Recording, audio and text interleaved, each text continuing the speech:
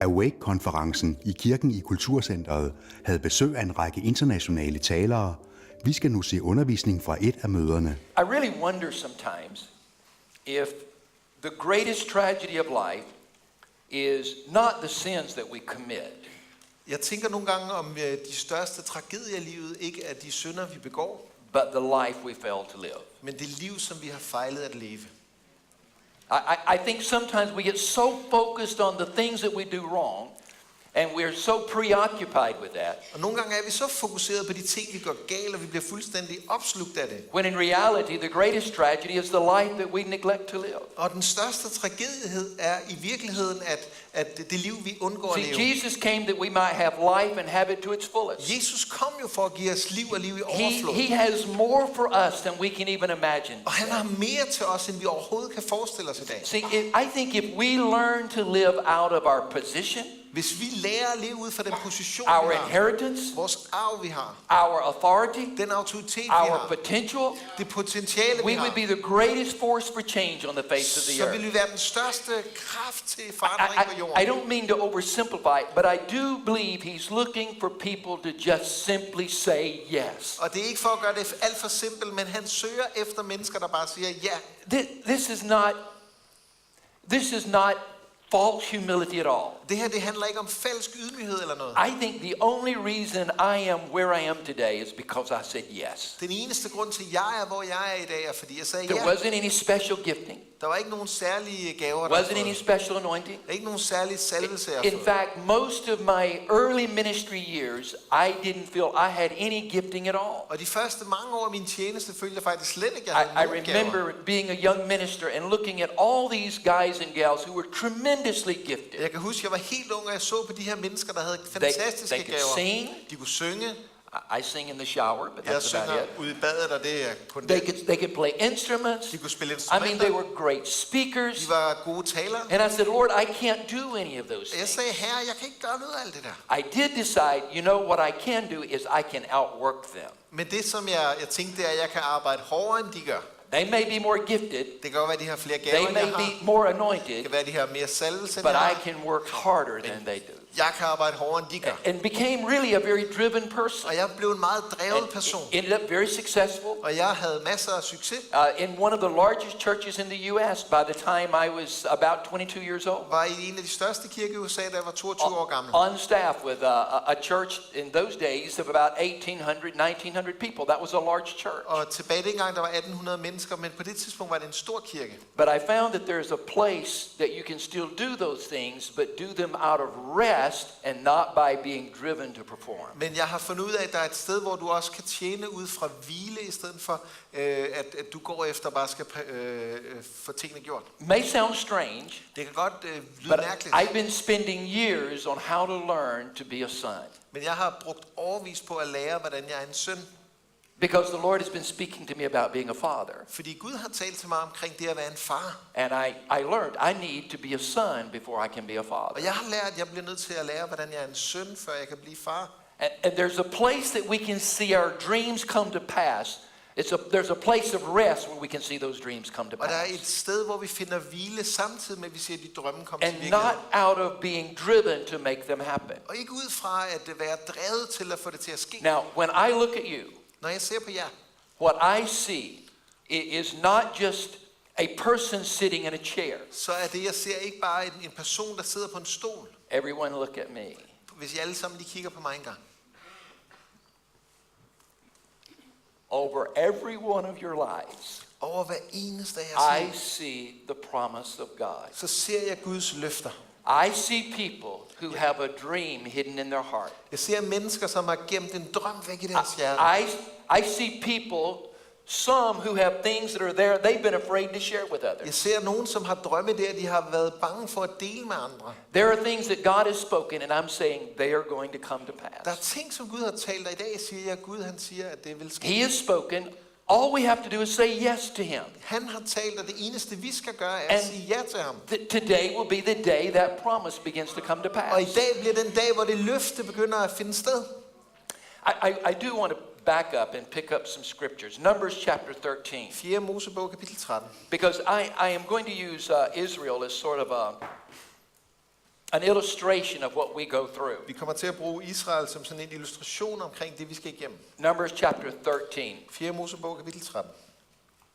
You see, I have discovered Jeg har opdaget, that some would rather remain in a place of safety. They would rather remain in a place of inferior blessing. der er nogen, som hellere vil blive et sted, hvor de har en mindre velsignelse, men det er sikkert at være der. Than face the challenges and difficulties End at stå ud for de udfordringer, som of er der. possessing the unrealized promise that's out there. De udfordringer, som er at tage fat i det uforløste Now, løfte, I som know ligger that's derude. a lot in one statement. Jeg ved godt, at der er meget samlet i But en some end up udtalelse her. satisfied right where they are Men nogen er tilfredse der, hvor de er. because they're unwilling to pay the price Fordi de ikke er villige til at betale to prisen. possess the unrealized promise. It's a promise, it's just not been realized I yet. stedet for at tage fat i de løfte, som ikke er fået sin realitet endnu. The unrealized promises over your life, you need to be willing to step out and take it De løfter, som ikke er kommet til realitet endnu, må du træde ud for at tage imod. because it is His promise for your life. Fordi det er hans løfte All for right, dit liv. now let's take a look at a few verses here. Lad os se på et par vers her. I'm not going to read a lot because I have a number of things I want to cover this morning. Jeg kommer ikke til at læse meget. Jeg har en del ting, jeg gerne vil nå her til formiddag. Numbers 13. 4. Mosebog 13. The Lord said to Moses, Herren sagde til Moses, send some men to explore the land of Canaan. send nogle mænd ud for at udforske It was Kanaans land. God's idea to explore the land. Det var hans idé at udforske Keep landet. that in mind. Prøv lige at holde det i You know tankerne. what happens in the rest of that chapter. I ved jo, hvad der sker i resten af It kapitlet. was God's idea. Det var Guds idé. I think He wanted them to see the promise. Jeg tror, han ønskede, I at de think skulle He wanted se them to løftet. experience the promise. Jeg tror, han ville have, at de skulle opleve I think løftet. He wanted them to see that what He said was true. Jeg tror, han ville vise dem, at det, han sagde, And var then the next rigtigt. several verses, the spies are listed.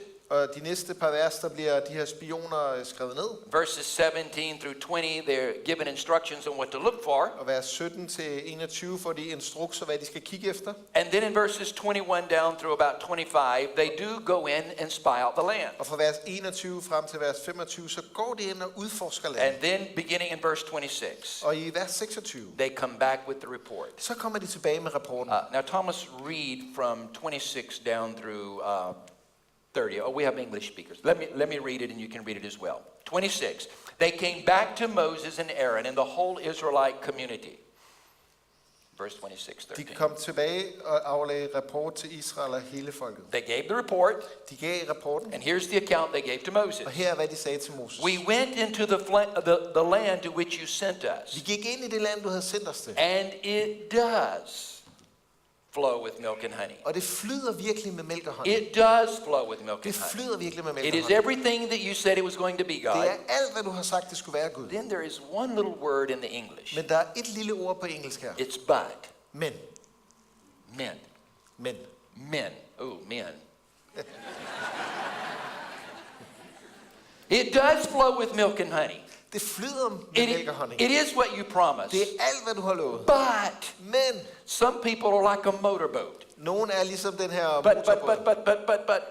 Men. I mean, everything. Men. Couldn't have been women. Men. Det skulle have været kvinder i stedet for mænd. God will give a promise. Gud giver et løfte. God will say, here's what I want you to do. Her er, hvad du skal gøre. And we'll say, okay, Lord. Og vi siger, okay her. But. Men. No, we have to say yes, whatever the other side of that phrase is. Vi skal sige ja til, uanset hvad der han siger. And he said, but the people who live there are powerful.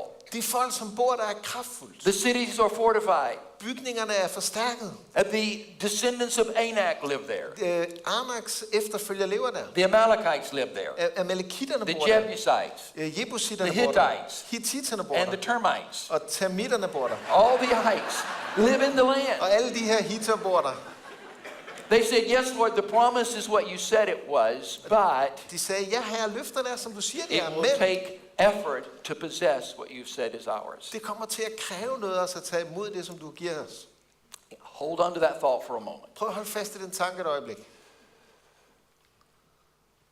I believe Jeg tror, that God wants to bring about your kingdom dream. at Gud ønsker at føre din Guds rige strøm.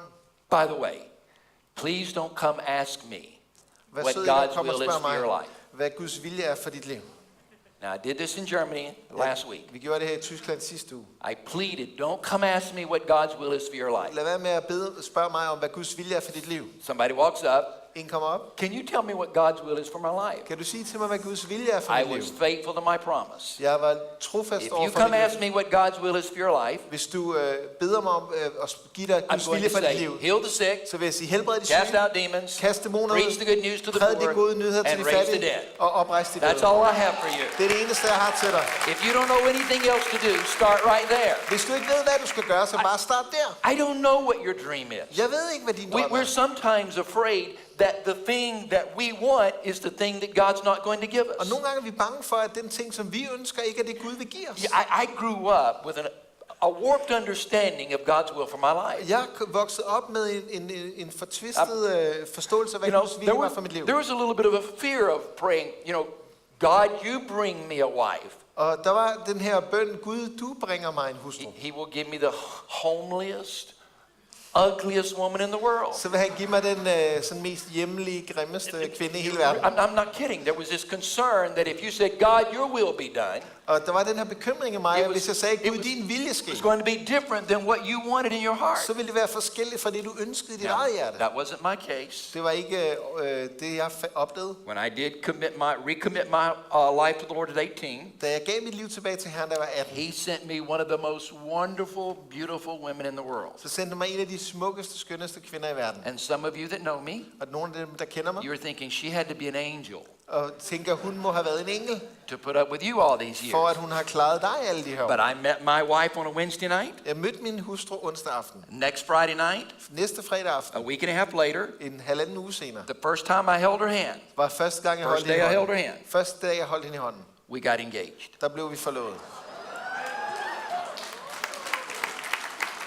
The Lord said to me, she's the one. Herren sagde til mig, det er hende. The Lord told her, he's the one. Herren sagde til hende, det er ham. End of discussion. Så er der ikke mere diskussion. Now I had to go back home and break up with the girl I was engaged to. Så måtte jeg But jo hjem og no slutte kidding. forholdet med hende, jeg var forlovet med. Jeg laver ikke sjov her. well, I'd won this girl to the Lord. She was a druggie. Men jeg havde vundet den her pige fra Herren. Hun var I misbruger. thought she was the one Og jeg tænkte, det må jo være hende. until I met Brenda. Indtil jeg mødte Brenda. And then the Lord said, she's the one. Og så sagde Herren, det er hende. And I had to go home and break up with Pam. Så må jeg tage hjem og gøre det slut med Pam. And I think 5.5 weeks later, we were married. Og 5,5 uger senere var vi gift. Oh, by the way, Pam was in our wedding. So Og Pam var med til brylluppet faktisk. I know that doesn't make sense. Jeg But ved godt, det måske ikke helt giver mening. so the girl I was engaged to ended up being one of the bridesmaids. Så en af de piger, jeg var forlovet med, endte ud med at være en af So the brudepigerne. Lord will give you the things that you desire here. Men Gud, han ønsker at give dig det, du længes efter her. What has He put in your heart? Hvad har han lagt i dit For hjerte? your life, for your church, for your For ministry. dit liv, for din kirke, for din tjeneste. See, my goal today Og mit mål i dag, is to encourage you that you can do something significant for the kingdom of God. det er, at du må gøre noget betydningsfuldt for Guds rige.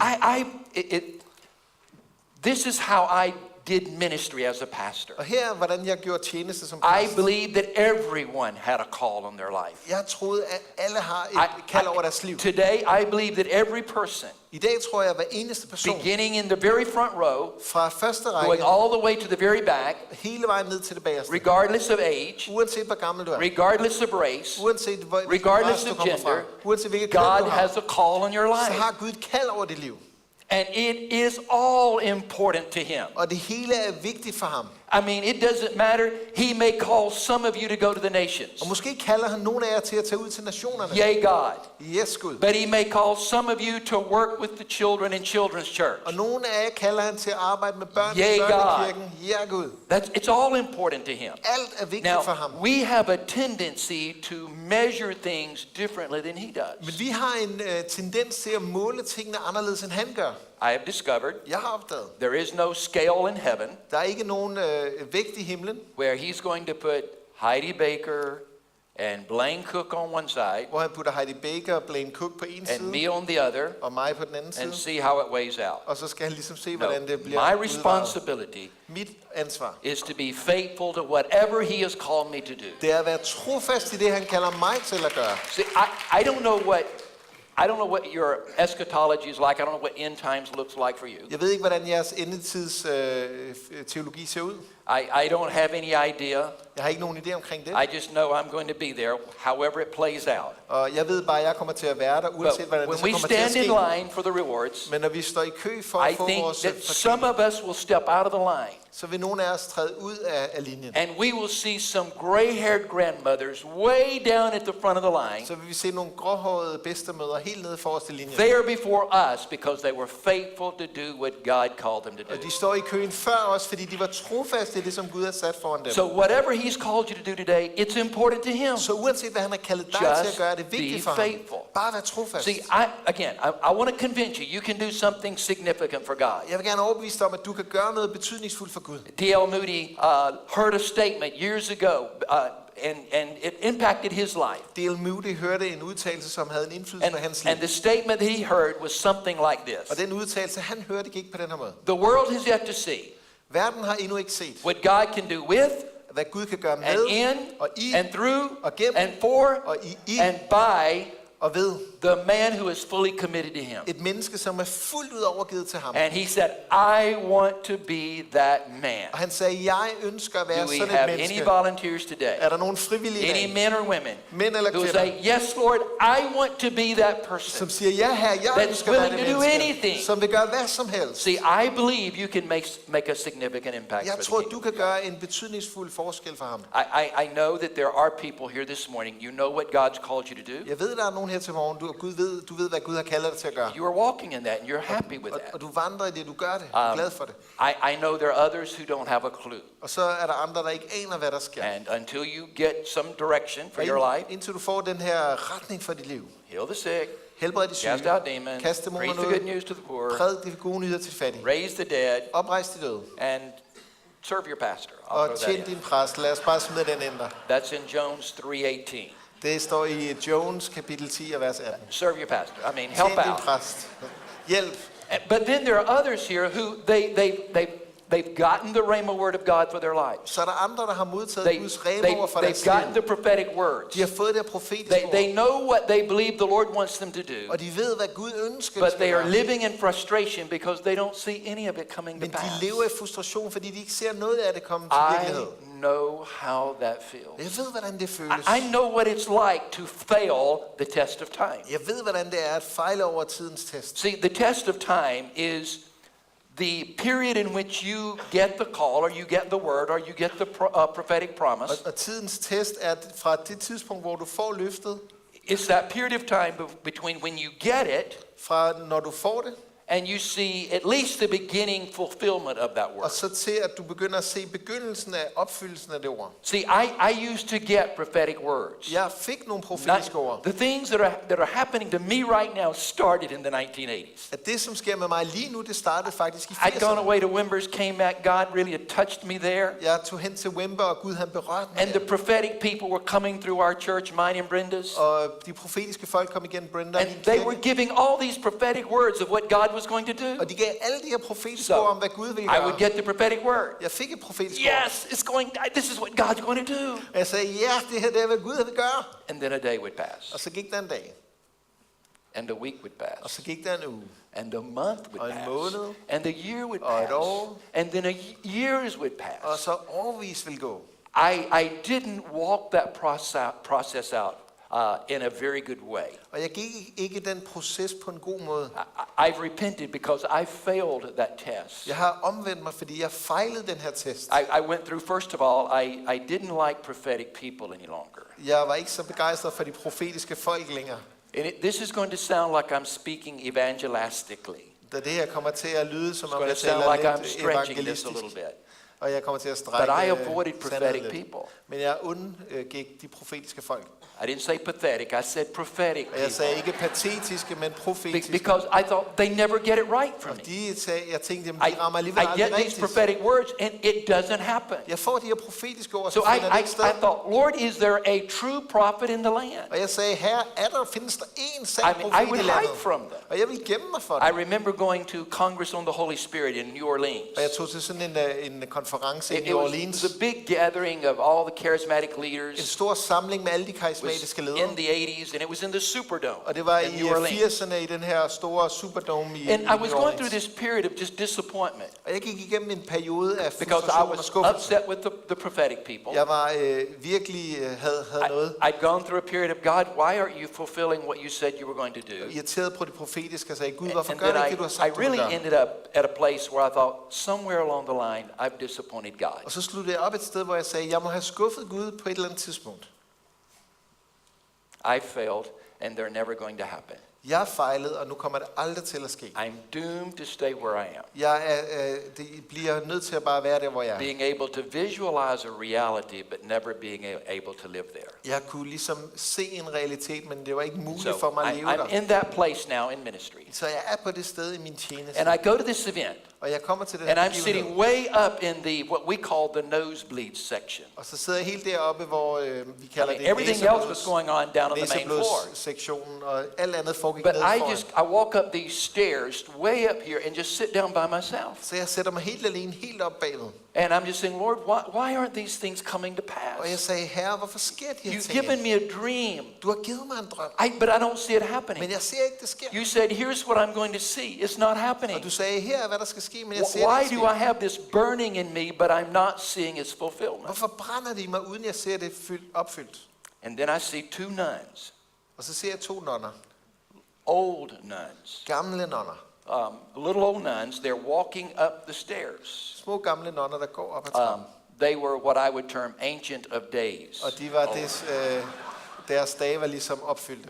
I had an assistant that was older than me, and I used to tell her she's older than dirt. I mean, it Og was that jeg havde kind of. en assistent, som jeg But sagde, I hun did er it næsten ældre end because jorden. she still, even at this day, looks very, very young. Og selv i dag ser hun stadigvæk meget ung ud. But she worked for me for 25 years. Hun So arbejdede for mig i 25 she år. didn't mind it too much. Så hun But var I mean, ikke the så old bekymret med nuns, det. and here they go up the steps. Så de gamle nonner kom op ad trappen. And I'm thinking, where are they going? Og jeg tænker, hvor er de på There's vej nothing hen? behind me. Der er ikke noget bag ved mig. And so I'm sitting right there on the aisle, Så jeg sidder der i and rækken. walk by, Så går de forbi. and one of them turns around and points her finger at me En af dem vender sig rundt og and peger starts sin finger på mig. prophesying the things that I had heard in my own Og church. så begynder hun at profetere det samme, jeg havde And hørt I'm i min thinking, kirke. Lord, I can't hide from these weird people. These prophetic people, I can't hide from them. Altså, herre, jeg kan ikke gemme mig for de her mærkelige profetiske typer. Because see, I'd blamed the prophetic people.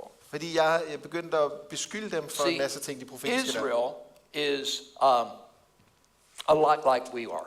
Israel er på mange måder, som vi Did er. you see the movie Ten Commandments? Har I set den her de Charlton 10 Heston? med Charlton Heston? Den gamle. Did you see it? Okay. All right. You know, here's Moses. He is delivering them out of Egypt. Og her er Moses, som fører folket ud af Egypten. They are now headed toward their God-given promise. De er på vej hen mod det løfte, Gud har givet dem. Charlton Heston, he's got the staff. Moses has got the staff. Charles Heston, han har den her stav. You know, Moses står the med people staven. are helping the older people up in the wagons, Og the folket hjælper carts. de ældre op i vognen og The skubber children vognen. are helping the geese along. Og børnene hjælper They're all gæstene på vej. singing. Alle synger. They're excited. De er glade. They are headed toward their God-given De destiny. er på vej mod deres gudgivende Headed toward a fremtid. promise that had been a part of their lives for over 400 Det years. løfte, som havde været en del af deres liv i 400 år. But they forgot Men de glemte, that along the way, at på vejen, there would need to be things worked into their lives, så ville der være noget, som skulle arbejdes ind i deres things would liv. need to be worked out of their Der var lives. noget, der skulle arbejdes ud af deres liv. They forgot that there were going to be obstacles. De glemte, at der ville være They forhindringer. forgot that there were going to be De challenges. glemte, at der ville være And udfordringer. so they get to the edge of their promise, Så de kommer hen til kanten the af edge det of their løfte. destiny, Kanten til deres and fremtid. everything comes to a stop. Og så stopper alt. And they don't go in and possess their God-given dream. Og de går ikke ind og tager imod deres gudgivende drøm. So many of us start out on that journey with a great deal of excitement. Så mange af os starter på den her rejse med stor begejstring. Some of us pastors, we know what God has spoken to us about our churches and about our ministries. Nogle af os præster ved, hvad Gud har talt til os om vores tjenester og kirker. And then we face the battle, Og så kommer vi ind i kampen. and we're unwilling to pay the price to go in and possess the unrealized promise Og that's så before us. er vi ikke villige til at betale prisen for at gå ind og tage imod det løfte, Gud har givet. And we pull back and we say, it's never going to happen. Og vi trækker os tilbage og siger, nu kommer det aldrig til at ske. The prophets missed it, Profeterne har misset. or God failed me, Gud har fejlet. or I failed God. Eller jeg har fejlet Gud.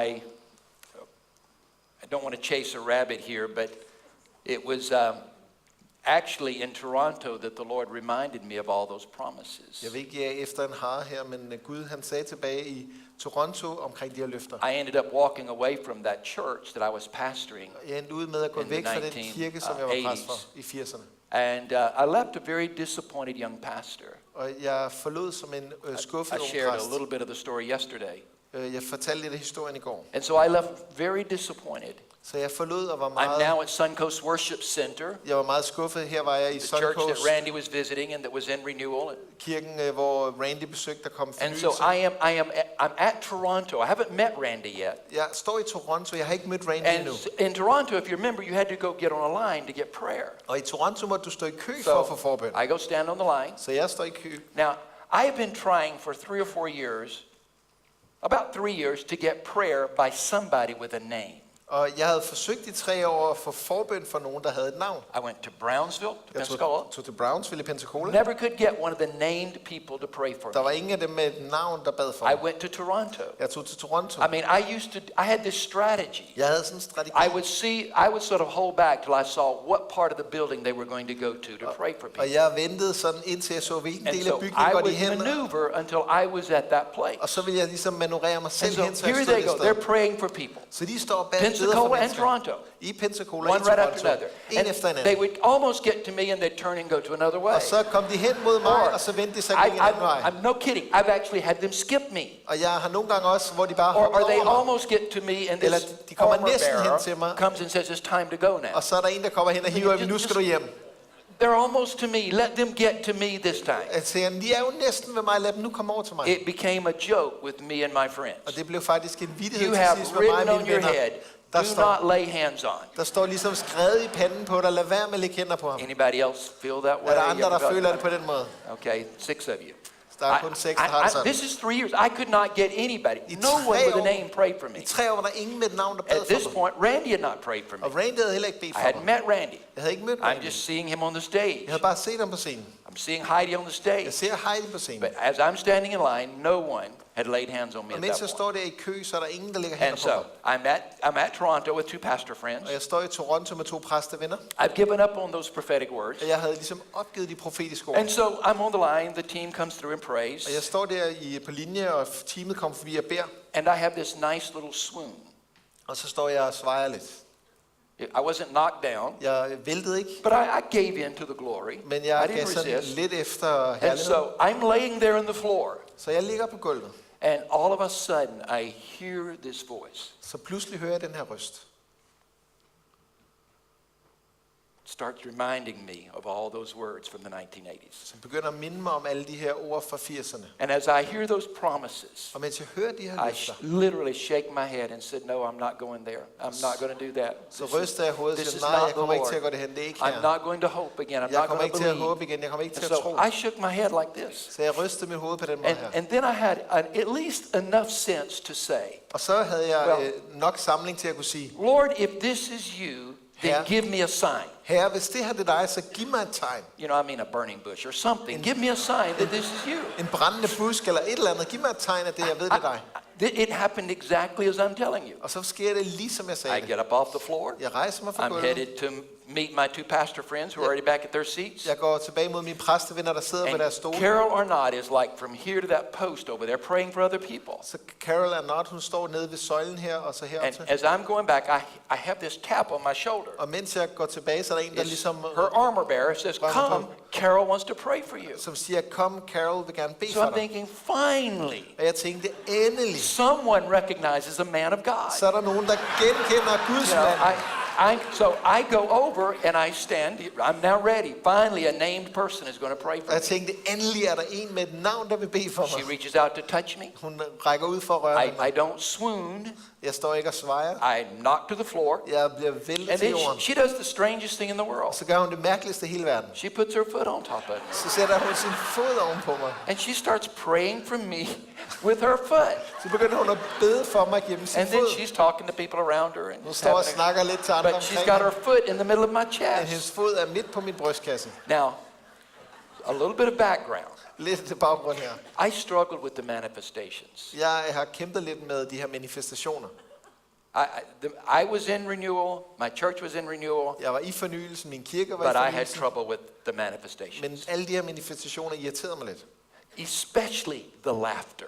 Særligt hele lattertingen. I don't know why. That one just really bothered me. Jeg ved ikke hvorfor, men den I irriterede mig remember virkelig. the first time somebody laughed in my church. Jeg kan huske første gang en grinede i min He kirke. was one of my elders. Det var en af mine ældste. His name was Charlie. Han hed Charlie. And we were working on building a 45,000 square foot addition to our Og facility. vi var ved at skulle bygge en 4.000 And kvadratmeter we had some del til officials bygningen. from the board there that night. Og der var forskellige fra bestyrelsen, som var And den aften. that is the night somebody's going to decide they want to laugh. Og den aften er der nogen, der beslutter And sig for so at begynde Charlie, at grine. he falls out on the floor Så Charlie falder på gulvet, and he's laughing. og han griner.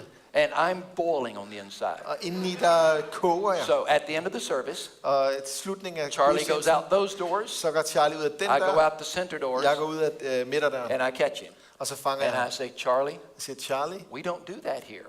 den slags gør vi ikke her. Now, you know, I realized later what I was saying. Senere gik det op for mig, hvad jeg egentlig sagde. Charlie, you can come and be depressed. Charlie, du må godt You can komme og come være and be deprimeret. discouraged, Godt komme og være but don't come mismodig. here and be joyful. Du skal ikke komme her Don't og så come here være and be filled glad. with laughter. Du skal ikke være So fyldt med I glæde. struggle with the laughter. Jeg kæmpede lidt Now, med latter. he was a good man. He said, okay, pastor, whatever you say. We were good friends. Han var en god mand. Vi var gode venner. Han sagde, okay, I'm in pastor, uanset hvad du vil have. Toronto, still struggling with all the Så jeg er i Toronto, kæmper stadigvæk lidt med weird stuff. Okay. alt det mærkelige. I remember once my church was really involved in what God was doing. Og min kirke var virkelig involveret i det, Gud gør. I took a group to Toronto. Så jeg tog en gruppe med til Toronto. And always on Saturday night after I'd taken a group to Toronto, Og altid lørdag aften, når jeg tog en I gruppe med til start getting a Toronto, little jittery on the inside så begyndte jeg at mærke sådan lidt indeni. because I'm worried about how they're going to behave the next day. Fordi jeg tænker, hvordan kommer de til at opføre sig i And morgen? I'm thinking, who am I going to lose? Hvem af dem her kommer jeg til at miste? Are they going to be a tithe payer? Er det måske en Who am I tiende? going to lose after this next service? Hvem kommer jeg til at miste efter And næste it was a gudstjeneste? wild Sunday morning. Og det var en vild søndag And morgen. I said, Lord, I don't believe everything I'm seeing is of you. Jeg siger, herre, jeg tror ikke alt det, jeg ser er fra I dig. just don't believe all of this is of you. Jeg tror ikke alt det her det er fra dig. And the Lord very clearly said to me, Og Herren sagde til mig på en klar måde, you're right. det har du ret i. Everything you see is not of me. Alt det, du ser, er ikke fra mig. But you be careful of plucking it up too quickly. Men du skal være forsigtig med at plukke det op for You be tidligt. careful of pulling it up too quickly Du skal være forsigtig med at hive det op for because tidligt. you don't always know the difference. Fordi du er ikke altid klar over, hvad der er And it was like I forskellen. went,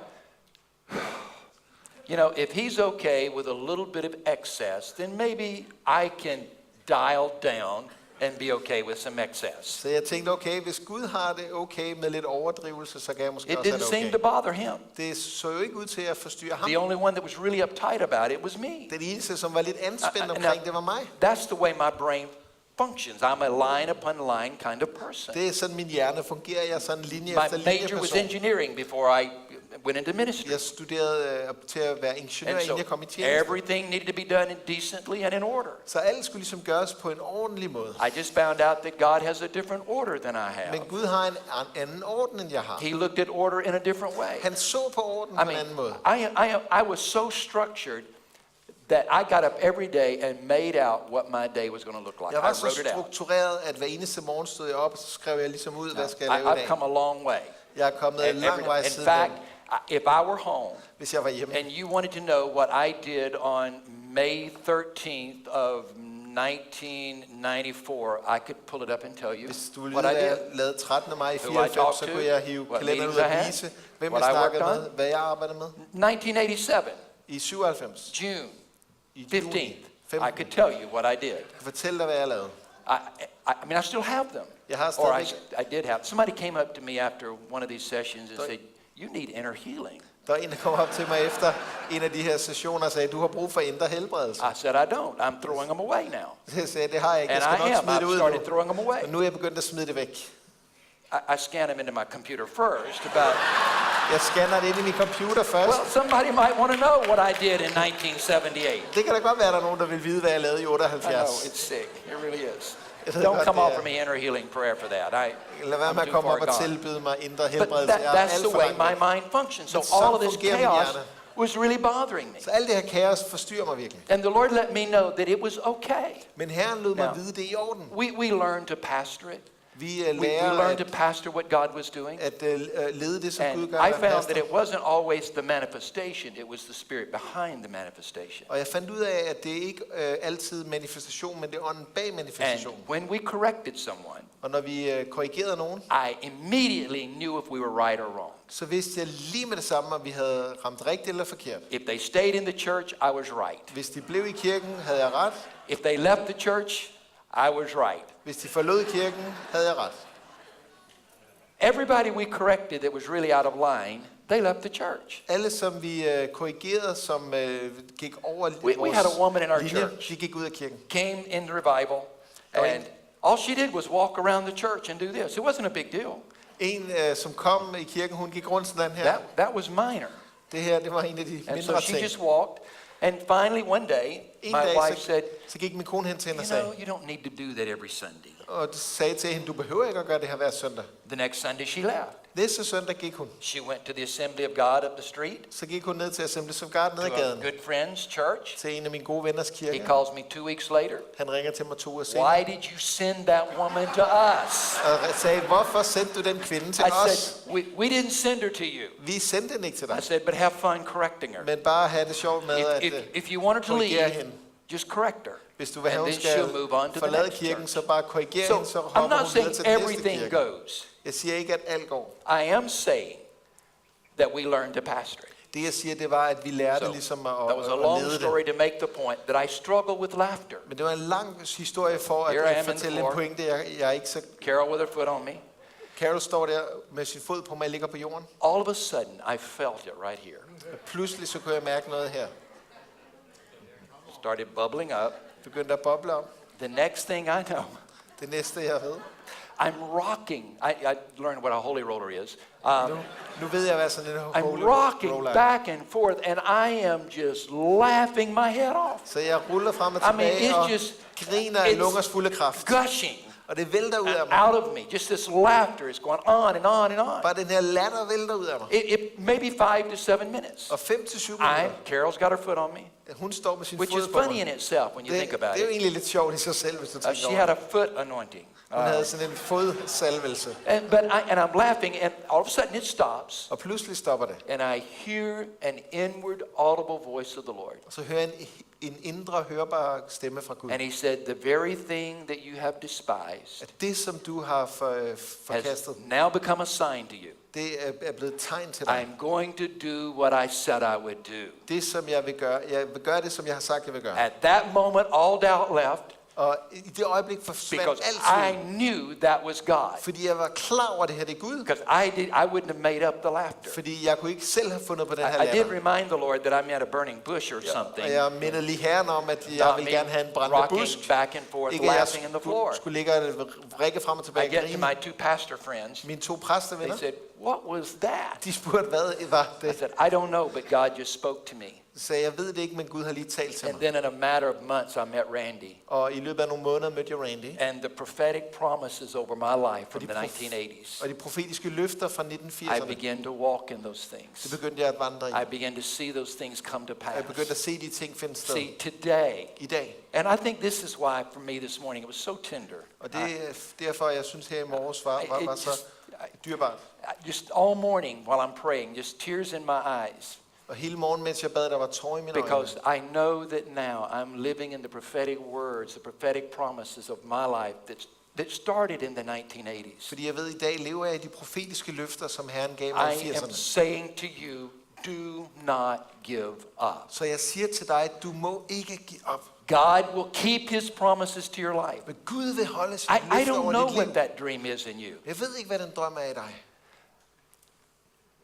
Israel got to the edge of their dream. Israel kom til kanten af deres Why drøm. didn't they go in and possess theirs? Hvorfor gik de ikke ind og tog mod See, some of deres? us, maybe standing at the edge, looking at our promise. Nogle af os står på kanten og ser på vores løfte. Why did they not go in? Men hvorfor gik de ikke ind? Was it the giants? Var det de kæmperne? Was it the fortified cities? Var det de befæstede Was it the bygninger? descendants of Anak? Var det Anaks Why efterkommere? did they not go in and possess that promise? Hvorfor gik de ikke ind og It's tog fat i there. det They løfte? could write a book about their dream. De kunne skrive en bog om deres They drøm. had tasted the fruit. De havde smagt frugt. See, they were willing to visit the place of promise, but not pay the price to live there. De var klar til at besøge løfteslandet, men de ville ikke betale prisen for at bo der.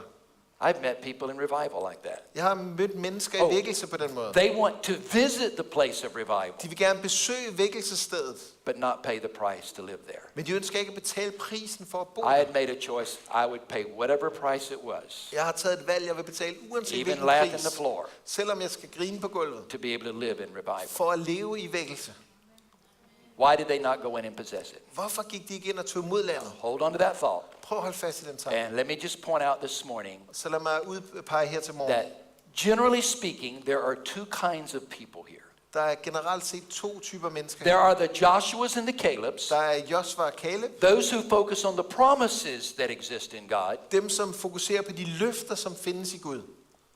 and there are the other 10, Og så er der de 10 andre, those who focus on the problems. dem som fokuserer på problemerne. Now, would someone stand today? Someone stand and give me the names of the other 10 spies. Er der nogen, som kan rejse sig op og fortælle, hvad hed de 10 andre spioner?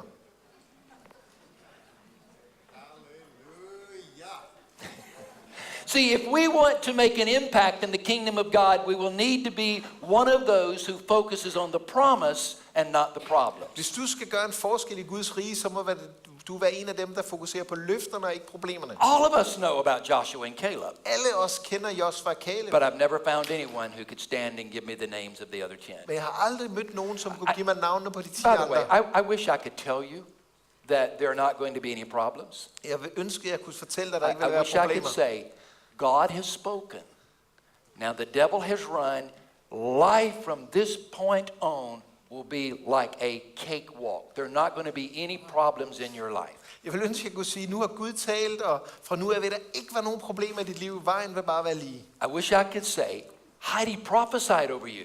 Jeg ønsker, at jeg kunne sige, Heidi har profeteret There over are dig nu. not going to be any other problems. Nu kommer du aldrig til at opleve problemer It igen. will be very easy from here Det on vil out. bare være så let fra nu af fremad. Oh, I could tell you that. Jeg kunne godt sige det It til would dig, just be a lie. men det vil bare være en løgn. Because there will be challenges. Fordi der vil komme See, udfordringer. our choice in the matter is what are we going to focus on? Og vores valg i det her er, hvad vil vi If my fokusere på? destiny is that back wall back there, Hvis mit skæbne er den her bagvæg and this hernede, pen represents the problems, the challenges between me getting from here to my destiny, og hvis den her pind, den er, sorry, if this pen represents the problems, and that back wall represents my destiny, okay, hvis bagvæggen det er mit kald, og den her pind det er de problemer, som jeg oplever. if I look at the pen, which represents the problems, Hvis jeg ser på pinden, som repræsenterer see, everywhere problemerne, the problems are, that's where my eyes are going to be. altså der, hvor problemerne er, der vil mine My øjne komme. destiny, my promise is fuzzy in the Og background. mit kald og løftet, det bliver lidt mere sløret i But baggrunden. if I look beyond the problems and keep my eyes on the destiny, Men hvis jeg kigger væk fra problemerne og hen på, if I keep my eyes kaldet, on my promise, på løftet, then the problems can be there, but I'm looking beyond them to where God has called så me. kan problemerne godt være der, men jeg ser videre væk fra dem og til hvor løftet er. If we want to do something significant for the Lord, Hvis vi ønsker at gøre noget betydningsfuldt for we will Herren, need to be a people who focus on the promise and not the problems. så skal vi være et folk, som fokuserer på løfterne og ikke problemerne. The problems are going to be there. Problemerne vil være der. Oh, and by the way,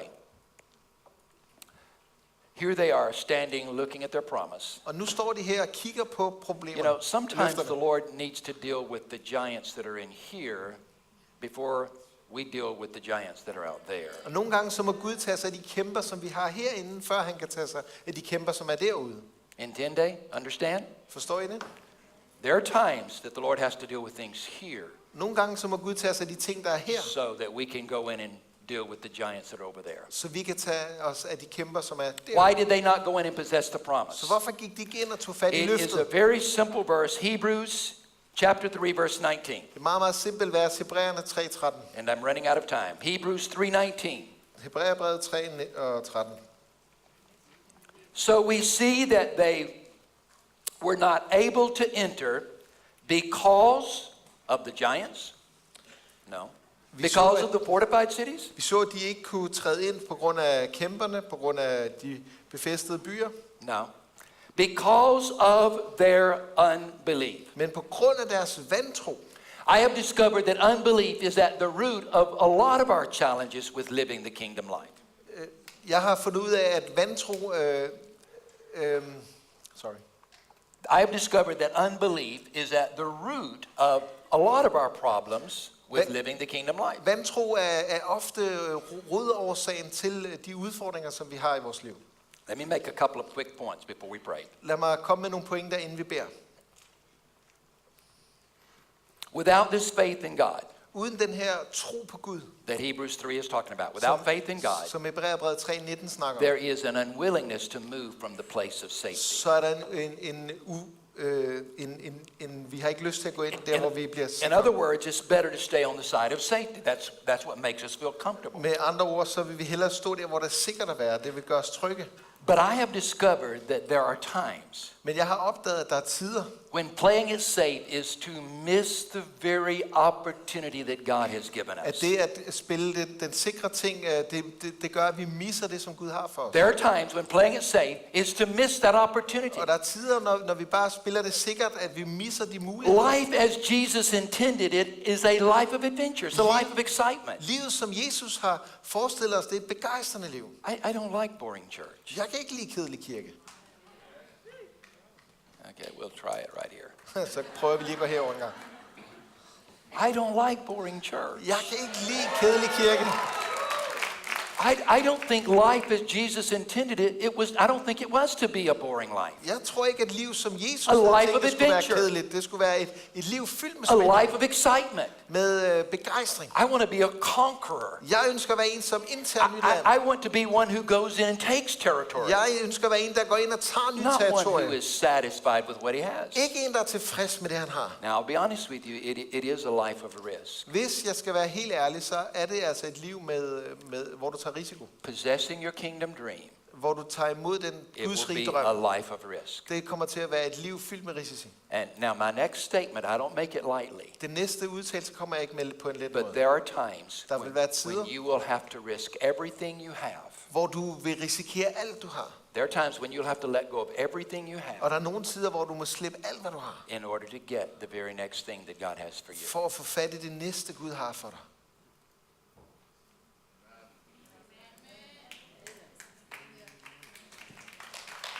The last thing that you have may be what God gave you, Det sidste, som du har, er måske det, Gud har givet dig. but you'll have to let it go Men du må blive nødt til at slippe det, in order to get the very next thing that He has for you. for at modtage det næste, han har til dig. I know of movements that missed the last revival Jeg kender til bevægelser, som missede sidste because vækkelse. the last blessing of God became an anchor around their ankle, Fordi den forrige velsignelse fra Gud blev ligesom et anker, der and holdt they dem were fast. unable to let it go. Og de havde ikke, var ikke muligt at And so slippe it det. kept them from moving into what God had for them Så det holdt next. dem fast i at komme ind i det næste, Gud havde for dem. The Lord illustrated that point in our lives, my wife and my life. Og Herren illustrerede det her i mit liv og min hustrus liv. It's easy to talk about now, but when I was walking through it, it wasn't so exciting. Det er let at snakke om nu, men da jeg gik igennem det, var det ikke så begejstrende. We had a wonderful church. Vi havde en vidunderlig And kirke. it was a church in renewal.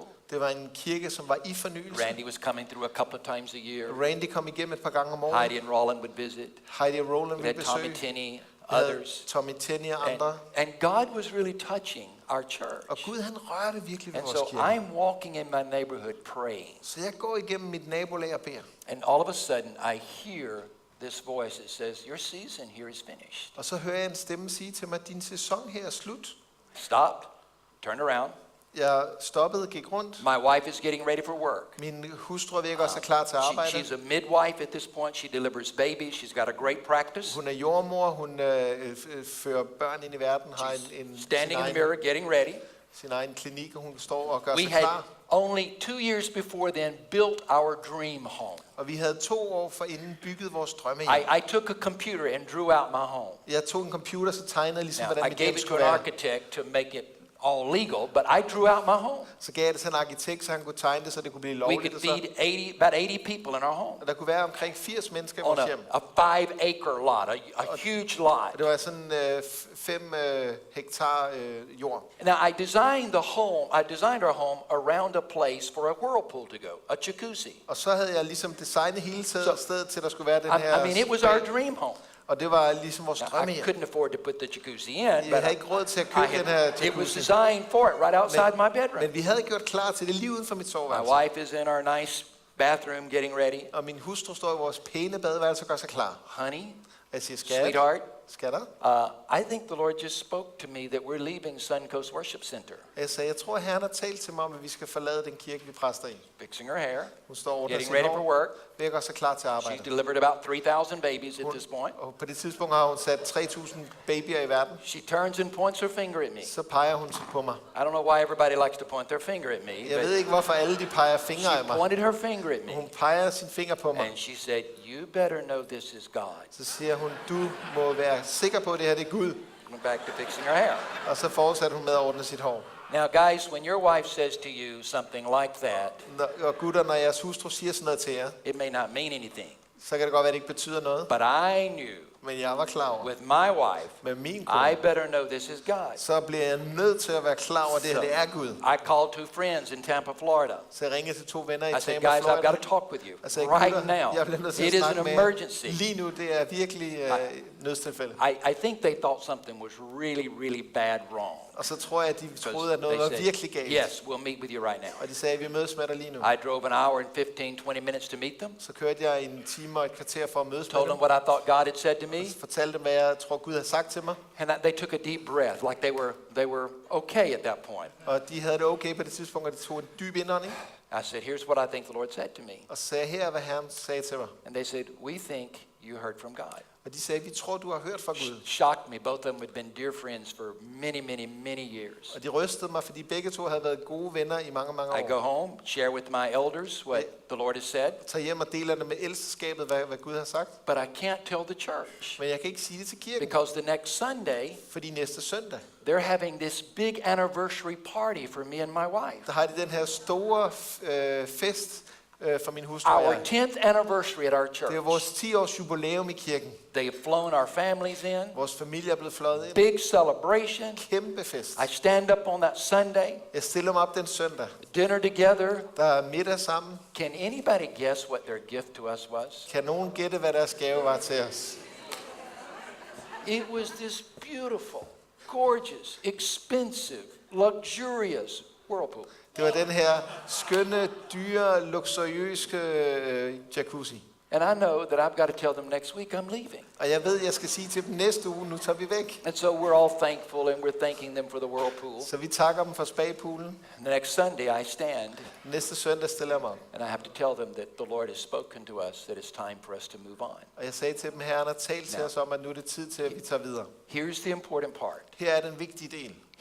We didn't have anywhere to go to. Vi havde ikke noget sted, vi kunne tage hen. I didn't leave my church to go work for Randy Clark. Jeg forlod ikke min kirke for at tage hen og arbejde for Randy My Clark. wife and I made the decision to do what we did because the Lord said do it. Vi tog den beslutning om at gøre det, vi gjorde, fordi vi mærkede, at Herren sagde, gør det. I had no idea what I was going to do. Vi havde ingen idé om, hvad vi I skulle had gøre. other friends who were saying, you're crazy. Vi havde venner, som sagde, jamen du er tosset. You have the fifth largest church in the state. Du har den 5. største kirke i staten. You will never get another church like this. Du vil aldrig få en ny kirke på den In måde. our denomination, you trade up. I vores kirkesammenhæng, der bytter du en mindre kirke ud for en It's a større. bargaining chip to get a position. Og det er ligesom sådan en forhandlingschip, som du bruger for at få en større They say, position. you're basically finished. Så du er jo basalt set færdig.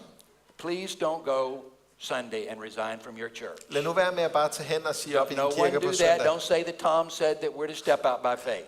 Lad være med at sige, Tom sagde, at vi I skulle træde ud i advise tro. against that. Det vil jeg gerne I advare did imod. what the Lord said for me to do. Jeg gjorde det, Herren And sagde here's til what mig, he at jeg showed me. skulle gøre. Og The her Lord er, hvad han speaks to sagde me til in mig. pictures. Herren taler til mig i billeder. And because this was not an easy thing for me to do. For det var ikke en let ting I for mig at literally gøre. for about a year was traumatized. Så jeg var næsten i Because traume et helt my år. identity was a pastor. Fordi min I identitet didn't var know som who I was præst. any longer. Jeg var ikke klar over, hvem jeg I var just didn't længere. know where I fit. Jeg ved ikke, hvor jeg passer Now, ind hen. a little later, Randy, when he found out that I'd left my church, he hired me, but I didn't know that when I resigned. Da Randy fandt ud af, at jeg havde forladt min kirke, And I'm så hyrede standing han before mig. the Men det Lord. vidste jeg ikke på det tidspunkt. Nu And he står jeg puts foran in my Herren, hand a blessing. og han lægger en And it was velsignelse a i min small hånd. bill.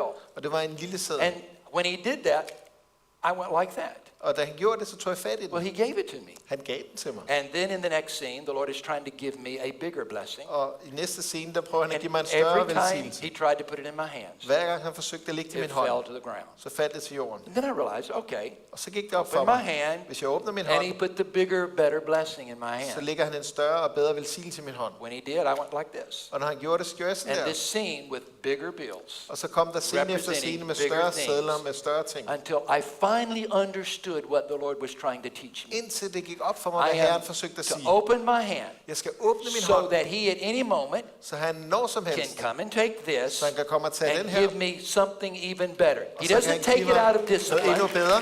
He doesn't take it out of answer. Han tager det ikke ud But for at disciplinere everything mig. that God does in my life, Alt hvad Gud gør I i hold mit liv, on to it like this så holder jeg fat i det because sådan her. it's all his. Fordi det hele If he er wants to hans. give me something else, Hvis han vil give my mig noget hands andet, are open, my så er mine heart hænder is åbne, open, mit and hjerte er I åbent. am ready. Og jeg er klar. I'm not going to clutch it to myself. Jeg tager det ikke fat til mig selv. He's looking for a people that will come to him with open Men hands. søger efter et folk, som vil komme And til there at are åbne hænder. times you will have to risk everything that you presently have Og der er nogle gange, du må risikere alt, hvad du in har order nu, to get the very next thing that for at God få has. det næste, som Gud har til dig. And without faith, Og uden tro, there is an unwillingness to take that step så er vi ikke of villige risk. til at tage det her skridt i Last risiko. point, if I can have someone come. Kan vi få nogen One til more at komme? thing I want to mention. En ting Without, til, jeg vil without faith in nævne. God, Uden tro på Gud, there is a temptation to listen to the lies of the enemy. så er der en fristelse til at lytte til fjendens løgne. And this one is a big one. Den her, det er en stor en. Heidi touched a little bit on it last night. Og Heidi snakkede lidt om det i går Without aftes. faith in God, Uden tro på Gud, unwillingness så er der uvillighed to take a risk. til at tage en chance. Without faith in God, Uden tro på Gud, there's a temptation to listen to the lie of the enemy. så er der en risiko på, at vi lytter til fjendens løgne. Here is what's in my heart. Her er, hvad er der i mit hjerte. I'm hoping to encourage you to live the promises of God over your life. Jeg håber, jeg kan opmuntre dig til at leve go Guds løfter for dit liv. And do something significant for At du Him. går ud og gør noget betydningsfuldt for ham. And as I'm telling you that, there are two voices. Og mens jeg siger det til dig, så er der to stemmer. There is this one voice Der er en stemme, that's whispering in one ear. som visker i det ene øre. And so many of us are very familiar with this voice. Og mange af os kender den her stemme. Thomas, you're never going to live in your destiny. Thomas, du kommer aldrig til at leve i din Your church is fremtid, never dit going kald. to succeed. Din kirke kommer aldrig til at It's klare never det. going to happen. Det kommer aldrig til at ske. Denmark, revival, Danmark, vækkelse, Copenhagen. København. Oh, there's other places that revival can break out. Der er mange andre steder, vækkelse kan never finde in sted. Copenhagen. Men aldrig i København. Thomas, you're not gifted enough. Thomas, du har ikke gaver You're nok. not anointed enough. Du er ikke salvet nok. You don't have the right resources. Du har ikke de rigtige You don't know ressourcer. the right people. Du kender ikke de rigtige You're never mennesker. going to do those things that you're thinking in your heart. Du kommer aldrig til at gøre det, du tænker i dit You're hjerte. not smart enough. Du er ikke smart You're nok. not good looking Du er enough. ikke godt udseende nok. That is the lie of the enemy. Og det er fjendens løgn. That's one of the voices that whispers to Men us. det er en af de stemmer, der lytter til os. Eller som snakker til os. Then there's another voice. Men der er også en anden stemme. This is Thomas.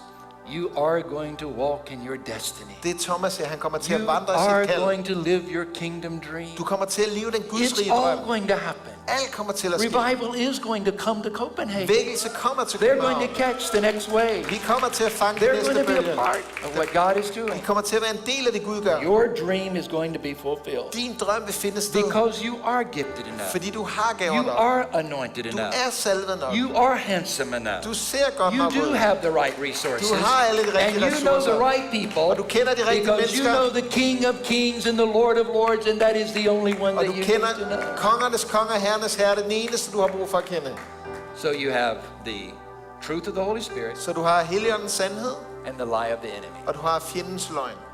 Now the only way this voice has any power Den eneste måde, den her røst har nogen magt, is when we come into agreement with it. det er, hvis vi går ind i overensstemmelse med And den. so many of us hear this voice Og mange af os hører den her stemme, and we say, yes, that's true.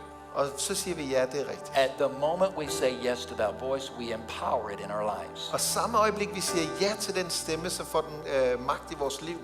Our part in this Vores hjerte i det her. is to choose which voice we're going to listen to. Vores del af det her er, hvilken stemme vi vil lytte til. There are times Der er tider, I have to make that choice every day. hvor vi må tage den her beslutning hver There are dag. times Der er tider, I make that choice 10 times a day. hvor jeg tager den her beslutning 10 gange om There dagen. have been periods in my life Og der har været perioder af mit liv, where almost every 10 minutes hvor næsten hver 10. minut, I would say, I choose to believe the truth of the Holy Spirit. hvor jeg må sige, jeg vælger at tro på Helligåndens And I sandhed, refuse to listen to that other voice. og jeg nægter at lytte til den anden stemme.